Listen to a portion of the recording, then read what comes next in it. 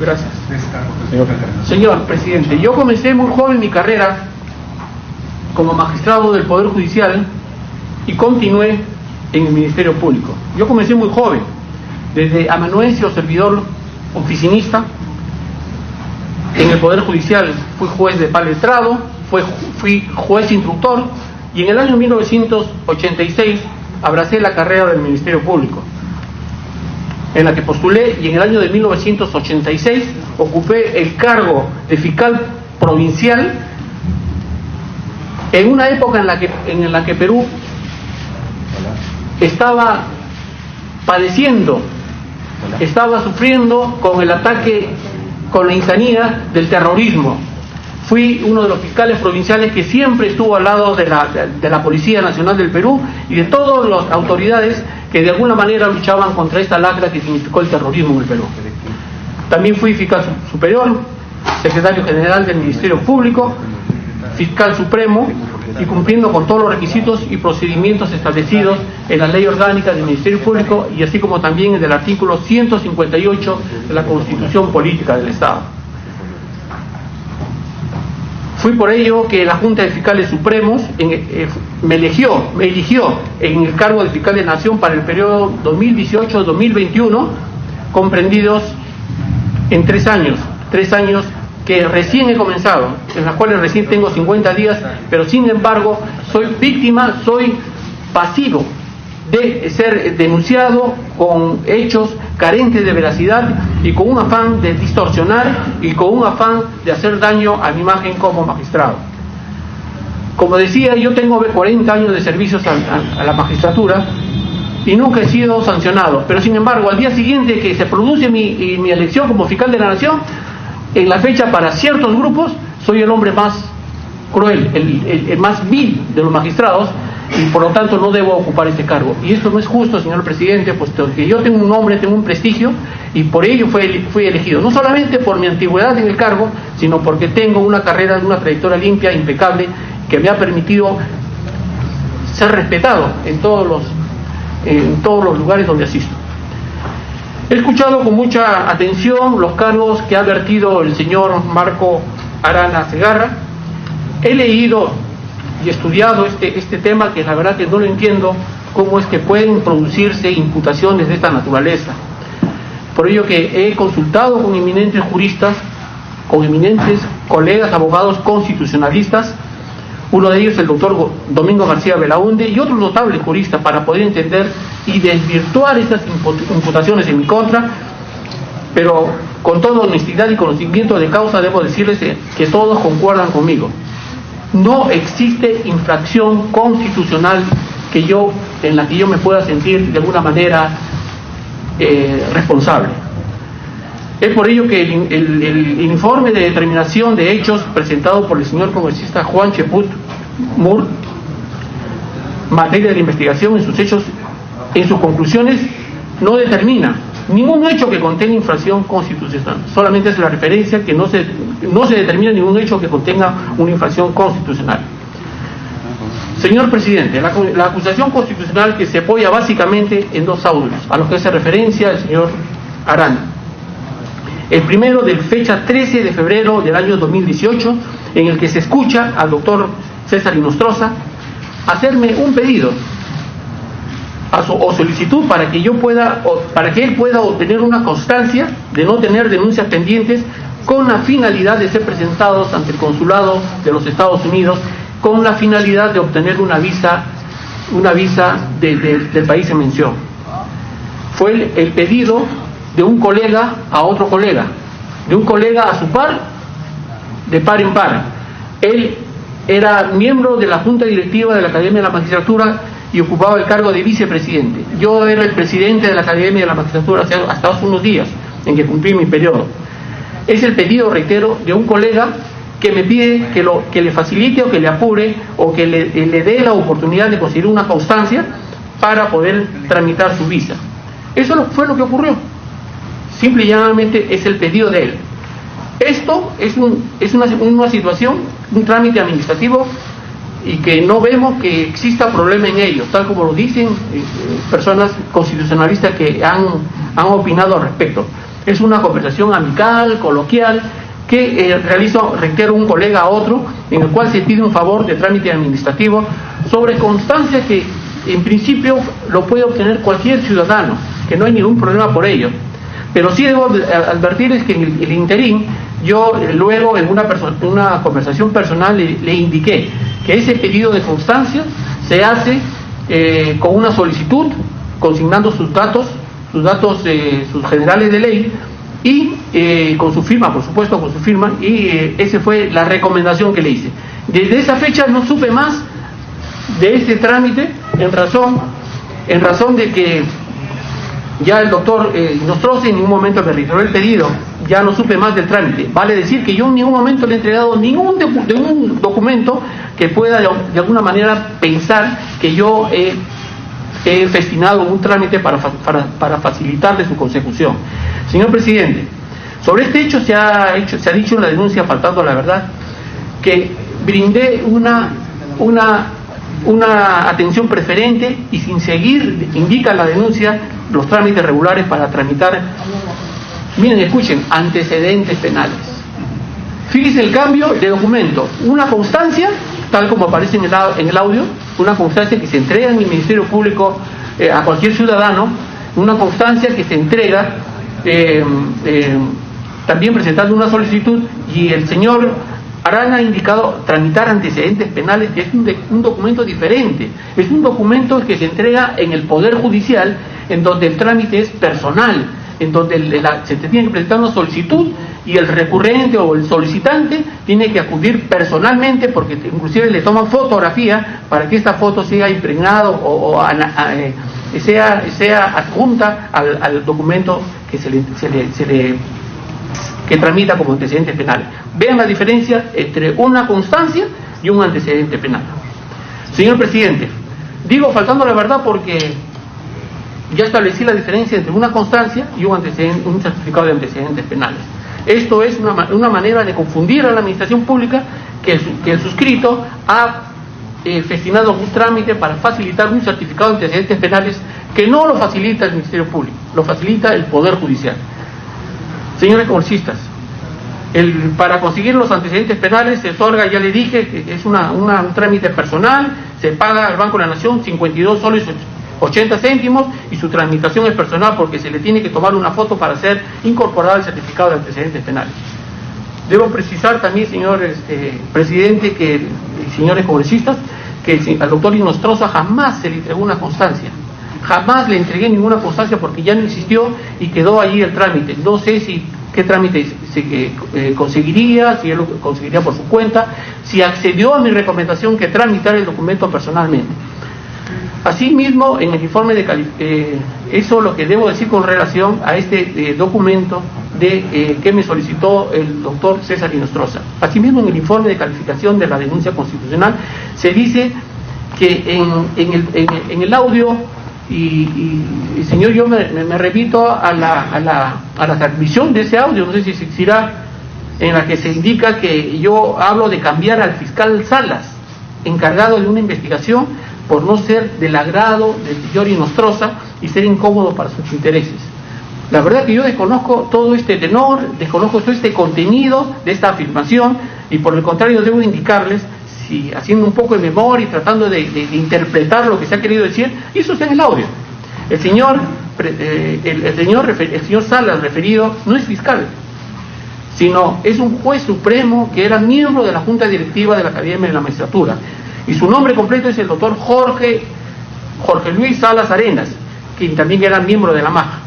Por ello es importante precisar que la permanencia del doctor Salas Arenas en la Academia de la Magistratura no era de exclusividad o no era de potestad de quien le habla como presidente de la Academia, sino era un mandato de la Sala Plena de la Corte Suprema, quien designaba a sus 3 representantes ante la Academia de la Magistratura, y por lo tanto su permanencia era únicamente de competencia de la Sala Plena de la Corte Suprema. Nada más gracioso, señor, que decir que yo podía cambiar a un juez supremo en mi calidad de presidente de la Corte de la Academia de la Magistratura. Hay una interpretación errónea, definitivamente. El segundo audio, señor, es el del 17 de mayo del 2018 y está relacionado con una reunión con los medios para una futura candidatura. Según la opinión del citado constitucionalista, el doctor Domingo García Belaúnde, es normal e inocua, porque es sabido que los cargos de fiscal de la Nación y presidente de la Corte Suprema y estos cargos de esta naturaleza se realizan normalmente reuniones regulares, reuniones en las cuales los medios tienen intervención porque cuentan con una opinión valiosa. Los medios de información cuentan con información valiosa para nosotros los que ocupamos cargos de relevancia, porque necesitamos de los medios de comunicación para de alguna manera difundir ideas y también de recibirlas. Al respecto debo decir que inicialmente me reservé de informar de este hecho porque consideré que este era un acto privado inocuo, que no perjudicaba a nadie, que no perjudicaba a mi institución, ni a mi vida privada, ni a mi familia, ni a mi núcleo familiar ni social, pues trataba de un hecho sin ninguna trascendencia jurisdiccional. Debo indicarles también que yo tenía desde hacía 3 años ya la seguridad que iba a ser fiscal de la Nación. Yo no necesitaba de hacer ningún tipo de campaña, porque yo ya tenía el voto asegurado de todos mis pares. Yo no tenía por qué buscarlos en ningún lugar de la ciudad, del país, puesto que yo ya tenía la seguridad de que iba a ser designado como fiscal de la Nación. El problema fue que días antes de mi elección como fiscal de la Nación hubo una campaña mediática que atentó contra mi candidatura, puesto que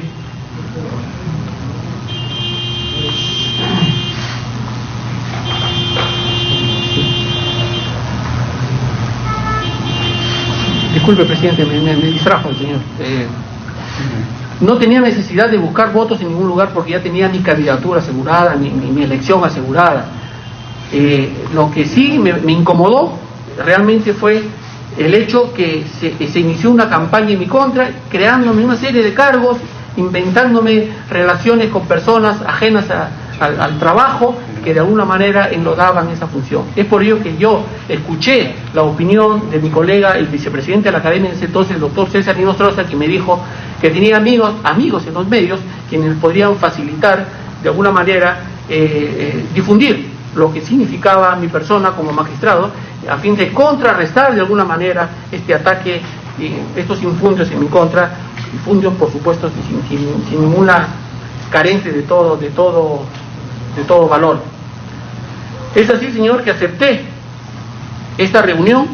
Me llamó telefónicamente, están los audios, pueden ver los tiempos, la forma, cómo se manifestaron, cómo se dijeron, cómo es que yo me informo de él cuando él me insiste, me dice, tienes que hacer una campaña porque mira que te están haciendo daño. Bueno, el asunto que acepté, y en un día también no tengo las fechas exactas, pero están en los audios, me indica que ya había conversado con un primo inicialmente, me dijo, y luego me dijo con un amigo de los medios, con un grupo de periodistas que me iban a apoyar en la campaña de aclaración con relación a mi imagen como magistrado. Es así que inclusive yo le digo, ¿en qué lugar va a ser? Y él me indica, están en los audios también. Bueno, la dirección te lo voy a enviar por vía WhatsApp.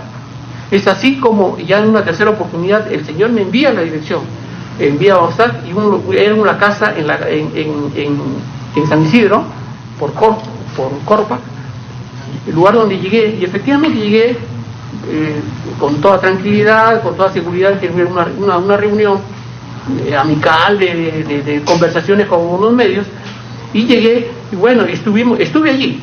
Me recibió una señora que después me enteré que era la esposa del dueño del domicilio, una señora que estaba sola todavía, pero no había llegado nadie. Yo fui puntual, llegué a la hora, pero no había llegado nadie. Me dijo, sí, doctor, aquí, pase usted, tome asiento, espere, ya van a llegar. El asunto es que fueron llegando poco a poco, y el caso es que llegó su esposo. Recién conozco al señor Camayo, que era el dueño de la casa, era el esposo de la señora que me recibió. Llegaron poco a poco todos, y fue allí, durante el transcurso del mediodía hasta aproximadamente las 2 de la tarde, que fueron llegando varias personas que me indicaron que eran de los medios, y yo pude en ese momento, por indicaciones del señor Camayo, dirigirme a ellos y manifestarles cuál era mi plan de trabajo para ejecutarlo durante mi gestión como fiscal de la Nación. Es así como se desarrolla, señor, este encuentro. El señor Inostroza, según me indicaron, le indicó el dueño de la casa que no llegaba porque estaba en audiencias y que iba a demorar un poco. La reunión se iba a llevar a cabo a la 1:30 de la tarde, y yo estuve hasta las aproximadamente 2:30 de la tarde, y ya no llegaba. Me despedí de ellos. Ya cuando me estaba retirando, el señor Inostroza justo llegaba, y le dije pues que yo ya tenía que hacer, que ya me había entrevistado con todos los señores que habían estado presentes en la reunión, y que por lo tanto le agradecía, y que bueno, y me retiré. Quiero precisar, señor presidente, y conforme se escucha en los audios del señor Inostroza, que imposibilita esta reunión para contrarrestar la campaña de reelección de mi antecesor, que venían gestando. Sí, lo venían gestando un grupo de ONGs ya conocidas, los mismos que a la fecha continúan atacando y criticando mi accionar como fiscal de la nación. Basta ver los titulares y basta ver la firma de los memoriales, de los comunicados que suscriben, y bueno, es fácil determinar, y son las mismas personas. Señor presidente, para complementar los argumentos de mi defensa, para no cansar a la mesa de su digna presidencia, quiero que se le conceda el uso de la palabra al doctor Julio Rodríguez, quien va, abogado, el señor abogado que me asesora, para que fundamente el presente archivo el archivo definitivo de esta denuncia,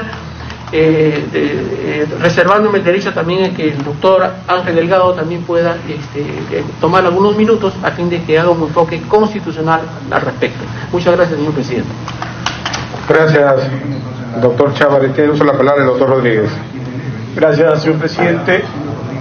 Señor presidente, señores miembros de la Comisión de Acusaciones Constitucionales, solamente voy a puntualizar algunas ideas respecto al informe que ha sido presentado por el congresista Cheput y de la denuncia formulada por el congresista Arana. Hay que establecer algunos lineamientos importantísimos para poder aclarar, en primer lugar, que tanto la denuncia que se formula evidentemente carece, ¿no?, como dice el profesor Alfros, de contenido semántico. No tiene nada. Una denuncia de este tipo, que recoge subjetividades, conjeturas y generalidades, ni siquiera puede recibir un reproche jurídico argumentativo, porque no hay nada de qué defenderse. En primer lugar, están ahí presentes los informes de los dos expertos en derecho constitucional, que determinan claramente que no hay agravio ni infracción constitucional por una serie de razones que el doctor Delgado las va a explicar, pero que además lo que precisan es lo más evidente. El congresista Arana nos ha llenado de una serie de principios que se habrían vulnerado producto del comportamiento supuesto del doctor Chávarri, pero lo que debemos decir es que estos principios que supuestamente se han vulnerado son los que él ha vulnerado en esta denuncia. Los ha vulnerado porque, creo yo, no ha enfocado correctamente la denuncia como debería ser. Incluso confunde terminología que claramente Robert Alexis dice que tiene que estar separada. Para comenzar, señor presidente, el principio de autodeterminación solo rige para la persona natural, no para una institución. A una institución se le aplica un principio que es clarísimo y que lo manda la Constitución en el caso del Ministerio Público, el principio de autonomía. Y la pregunta que hay que hacerse en el caso concreto es si la autonomía ha sido quebrantada con el comportamiento del doctor Chávarri. Y para quebrantar la autonomía del Ministerio Público, que tendrían que descifrarse nítidamente actos que hayan generado que el doctor Chávarri no haya actuado de acuerdo a lo que manda la Constitución y la Ley Orgánica del Ministerio Público. Como usted podrá comprender, señor presidente, no hay ninguna alusión a la infracción precisa y clara respecto a cuál sería este incumplimiento funcional del doctor Chávarri. Por otro lado, el congresista Arana nos dice, bueno, acá hay una crisis, ¿no es cierto?, de legitimidad. La legitimidad evidentemente está estructurada y solo es posible dentro del Estado de Derecho, y esta supuesta legitimidad se habría quebrantado, según él, en virtud a la forma en que ha sido elegido el doctor Chávarri. Pero volvemos al punto de origen con el que comencé. Esto tiene un contenido vacío. ¿Cómo se elige al fiscal de la Nación? Lo eligen en Junta de Fiscales Supremos. Los fiscales supremos en Junta deciden quién es fiscal de la Nación. Y miren ustedes, para respetar la institucionalidad, el Ministerio Público ya había acordado, no este año, no el año pasado, sino ya había acordado en el 2015 que el doctor Chávarri iba a ser el fiscal de la Nación. Pero no solo eso lo acuerdan, sino que se produce la votación. La votación es del 7 de junio del 2018. Y en esta votación, todos votan a favor del doctor Chávarri. Y eso se llama una decisión por aclamación. Todos los miembros de la Junta de Fiscales Supremos designan al doctor Chávarri como fiscal de la Nación. La pregunta es obvia. ¿Dónde está el mecanismo que se habría utilizado para la elección del fiscal de la Nación, vulnerando las reglas y procedimientos que establecen las propias normas internas del Ministerio Público? ¿Cómo se ha afectado ello si el fiscal de la Nación es elegido en junta por sus pares? No solo la decisión fue tomada en el 2015, sino que se corrobora con este pronunciamiento en el acuerdo 5121 del 7 de junio de 2018. Ahí no hay ningún tipo de posibilidad de que se cuestione lo que ahí se decidió. Señor magistrado, señor presidente, nos dice además que se ha vulnerado la probidad, se ha vulnerado la transparencia. Seamos claros, señor magistrado, señor presidente, la probidad y la transparencia están ligadas en esencia a que ésta sea exigible, y mire usted, exigible en un ámbito de requerimiento de información por un órgano autorizado. La pregunta sería obvia. ¿El fiscal de la Nación fue requerido por ustedes para que le brinde información? ¿Fue requerido por otra autoridad para que brinde información? Ante alguna autoridad que le requirió información, ¿el fiscal de la Nación vulneró la transparencia o la probidad? Ante alguna autoridad que le requirió información formalmente, ¿el fiscal de la Nación tergiversó la verdad o omitió algún tipo de información? Esto no existe. Y si no existe, otra vez estamos, señor presidente de esta subcomisión, ante conjeturas y simplemente ante cuestiones totalmente subjetivas. Nos dice el congresista Arana que se ha vulnerado la legalidad. A ver, la legalidad está determinada por la investidura normativa, es decir, la legalidad solo existe en cuanto la norma así lo establezca. La pregunta es, ¿cómo se ha vulnerado la legalidad en la elección del fiscal de la Nación si ésta se ha realizado cumpliendo escrupulosamente los protocolos que el Ministerio Público establece? Yo cierro, ¿no?, con dos afirmaciones que son importantísimas y que están fuera del marco estricto de lo que señala expresamente la denuncia, que debe ser materia de absolución por nosotros. En primer lugar, que la investigación de los cuellos blancos del puerto no es objeto de esta denuncia constitucional. Y en segundo lugar, lo que no dice el congresista Arana es que esta investigación jamás puede ser entorpecida por el fiscal de la Nación. Asumido el cargo de fiscal de la Nación, le delegó todas las facultades de esta investigación, todas, al doctor Sánchez Velarde. Quien se encarga de esa investigación, quien dirige esa investigación y quien es responsable de esa investigación desde lo más alto en la Fiscalía Suprema es el doctor Sánchez Velarde. Finalmente, el congresista Arana cuestiona algo que creo yo no debería hacerlo por legitimidad, congresista Arana, como usted lo ha señalado.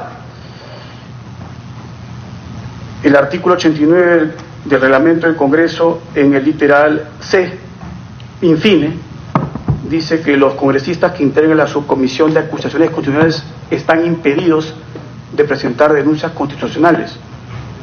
Yo cito la norma porque es expresa y clara, no tiene mayor ámbito de interpretación.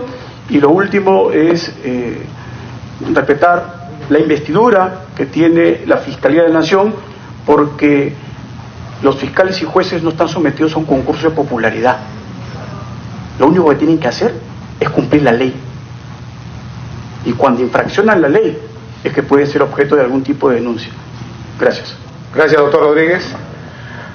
Antes de darle el uso de la palabra al doctor Delgado, por 5 minutos, al igual que el doctor Rodríguez, voy a aclarar que el proceso está saneado y que en esa instancia el congresista Marco Arana hizo la denuncia cuando todavía no era miembro de la subcomisión. Tiene el uso de la palabra por 5 minutos el doctor Delgado. Muchas gracias, señor presidente. Con la indulgencia del caso, toda vez que, como bien ha dicho el doctor Chávarri, hay una suerte de linchamiento político allá en la sociedad, más allá de este hemiciclo, le pido indulgencia en cuanto al tiempo. Yo voy a hacer mi exposición muy concreta y la voy a hacer en 2 partes, ¿ya? La primera, relativa a lo que es materia de esta denuncia constitucional presentada por el congresista Arana, que tiene que ser finalmente tramitada y resuelta en cierto sentido por esta comisión. Y luego no quiero dejar pasar la oportunidad de también formular mis puntos de vista de respuesta al relato que el congresista, con toda legitimidad, por cierto, ha construido sobre la base de estos mismos hechos. A través de la mesa, por favor. Que las lecturas son diferentes. ¿Sí? Bien, en primer lugar, muy breve, muy conciso, decir que los hechos que el congresista Cheput ha establecido con toda claridad en este documento de determinación de hechos y de pruebas se refieren a hechos que no tienen ningún tipo de elemento ilícito, ni mucho menos de contenido penal. Primero, porque se trata de una constancia que ya se explicó cómo es, que ni siquiera ha sido otorgada, la bendita constancia, en primer lugar. En segundo lugar, una conversación que se han confundido en el texto, porque se refiere no a funciones jurisdiccionales de jueces y fiscales, sino a una conversación en el seno de un directorio, de miembros de un directorio, en la medida que eran parte del Consejo Nacional de la Magistratura, o de la Academia de la Magistratura, correcto. Tercero, aquí se señala que se ha hecho una influencia relativa para ganar una elección, cuando ha quedado totalmente claro que desde el año 2015 el Pleno de la Junta de Fiscales estableció que era la antigüedad el criterio a establecerse, y ahí está el acta 818 del 14 de mayo del 2015, que ustedes pueden leer, que acordó que en las sucesivas elecciones a fiscal de la Nación se tome en cuenta el criterio de antigüedad en el cargo del fiscal supremo titular, etc. Y finalmente, si aquí ha habido toda una influencia que se califica de nefasta, un poco tenebrosa, por haberse reunido con medios, aquí hay un intento indirecto de penalizar los medios. No entendemos cómo esto llevó a una votación unánime por parte de todos los miembros de la Junta de Fiscales. Entonces, los hechos son esos son los hechos. Y quiero señalar a todos señor presidente, de que el Estado democrático también es un Estado de Derecho, y esto último es fundamental. Responde a una evolución de la humanidad en la cual se pasa del gobierno de los hombres al gobierno de las leyes, y en consecuencia, cuando se habla de democracia, hay que hablar también de las instituciones y las leyes y los procedimientos. De ese punto de vista, podríamos pasarnos toda la noche y mañana quizás hablando sobre nuestras interpretaciones subjetivas de lo que significó la llamada telefónica, del contenido no del bendito documento. Podríamos hablar mucho sobre eso, pero la modernidad en términos jurídicos, el avance de la civilización ha determinado que cuando a través del derecho se quiere imputar una conducta que va a menoscabar derechos porque va a ser condenatoria y de tipo sancionadora, estas conductas, estos hechos tienen que corresponder a determinados tipos que deben estar previamente establecidos como faltas, como delitos, y en este caso como infracciones constitucionales. Y yo no voy a abundar en aras al tiempo de que la lectura simple de los artículos 3, el artículo 39, el 44 y el 158 de la Constitución del Estado se refieren a cualquier otra cosa menos a infracciones constitucionales que habrían sido cometidas por estos hechos que ya hemos explicado. Correcto. Bien. Pero yo entiendo que esto en cuanto al expediente sobre el cual la Comisión de su Presidencia va a resolver en los próximos días. ¿Correcto? Bien. Pero como aquí bien se ha señalado, hay otros elementos. Yo quisiera ahora referirme al relato que el congresista Arana ha formulado, porque él le da una interpretación a todos